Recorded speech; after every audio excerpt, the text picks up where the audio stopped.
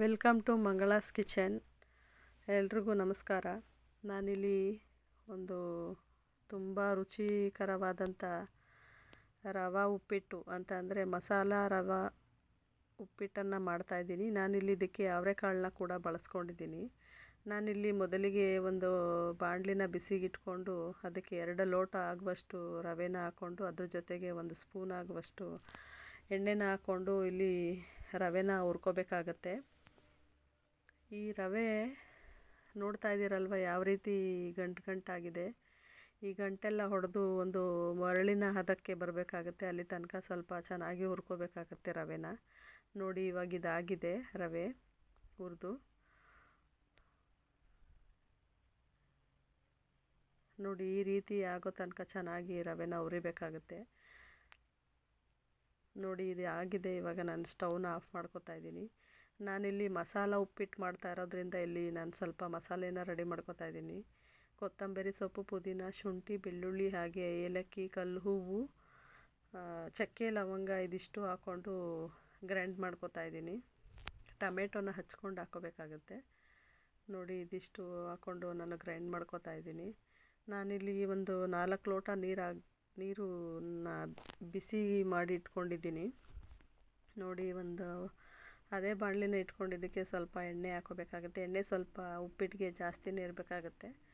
ಇದಕ್ಕೆ ಸಾಸಿವೆ, ಕರಿಬೇವಿನ ಸೊಪ್ಪು ಹಾಗೆ ಜೀರಿಗೆನ ಹಾಕ್ಕೊಂಡು ನಾನಿಲ್ಲಿ ಮೊದಲಿಗೆ ಈರುಳ್ಳಿ, 2 ಈರುಳ್ಳಿ, 1 ಆಲೂಗಡ್ಡೆ ಹಾಗೆ ಅರ್ಧ ಕ್ಯಾಪ್ಸಿಕಮ್ಮನ್ನ ಹಾಕ್ಕೊಂಡು ನಾನಿಲ್ಲಿ ರೋಸ್ಟ್ ಮಾಡ್ಕೊತಾ ಇದ್ದೀನಿ ಚೆನ್ನಾಗಿ.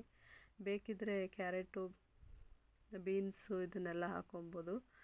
ನಾನಿಲ್ಲಿ ಒಗ್ಗರಣೆಗೆ ಹಾಕ್ತಾ ಇರೋದ್ರಿಂದ ಅದನ್ನು ಬೇಯಿಸಿ ಇಟ್ಕೊಬೋದು, ಇಲ್ಲ ಸಣ್ಣದಾಗಿ ಹಚ್ಚಾದರೂ ಹಾಕ್ಕೊಬೋದು. ನಾನಿಲ್ಲಿ ಸದ್ಯಕ್ಕೆ ಇಷ್ಟನ್ನು ಹಾಕ್ಕೊಳ್ತಾ ಇದ್ದೀನಿ. ನಾನು ಮೊದಲಿಗೆ ಅವರೆಕಾಳನ್ನ ಬೇಯಿಸಿಟ್ಕೊಂಡಿದ್ದೆ, ಹಾಗಾಗಿ ಒಗ್ಗರಣೆಗೆ ಒಂದು ಸಲ ಹಾಕ್ಕೊತಾ ಇದ್ದೀನಿ. ಇದಾದಮೇಲೆ ಟೊಮೆಟೊನ ಹಾಕ್ಕೊತಾ ಇದ್ದೀನಿ. ಇದು ಸ್ವಲ್ಪ ಮೆತ್ತಗೆ ಆಗಬೇಕಾಗತ್ತೆ. ಇದಾದಮೇಲೆ ರುಬ್ಬಿಟ್ಕೊಂಡಿರುವಂಥ ಮಸಾಲೆನ ಹಾಕ್ಕೊಂಡು ಇದೊಂದು ಸ್ವಲ್ಪ ಚೆನ್ನಾಗಿ ಸ್ವಲ್ಪ ನೀರು ಹಾಕ್ಕೊಂಡು ಬೇಯಿಸ್ಕೋಬೇಕಾಗತ್ತೆ. ಈ ಮಸಾಲೆನ ಹಸಿ ವಾಸನೆ ಹೋಗೋ ತನಕ. ನಾನಿಲ್ಲಿ ಖಾರಕ್ಕೆ ಹಸಿರು ಮೆಣಸಿನ್ಕಾಯಿ ಬಳಸಿಲ್ಲ, ನಾನು ಅಚ್ಚ ಖಾರದ ಪುಡಿನೇ ಹಾಕೋತೀನಿ. ನೀವು ಬೇಕಿದ್ದರೆ ಹಸಿರು ಮೆಣಸಿನ್ಕಾಯಿ ಹಾಕ್ಕೊಂಡು ರುಬ್ಕೋಬೋದು. ನೋಡಿ ಇಲ್ಲಿ ಎಣ್ಣೆ ಬಿಡ್ತಾ ಇದೆ. ನಾನಿಲ್ಲಿ ಮೊದಲೇ ನೀರು ಕಾಯಿಸಿಟ್ಕೊಂಡಿದ್ದೀನಿ. 4 ಲೋಟ ನೀರು, 2 ಲೋಟ ರವೆಗೆ 4 ಲೋಟ ನೀರು ಇಟ್ಕೊಂಡಿದ್ದೀನಿ ಬಿಸಿ ಮಾಡಿ.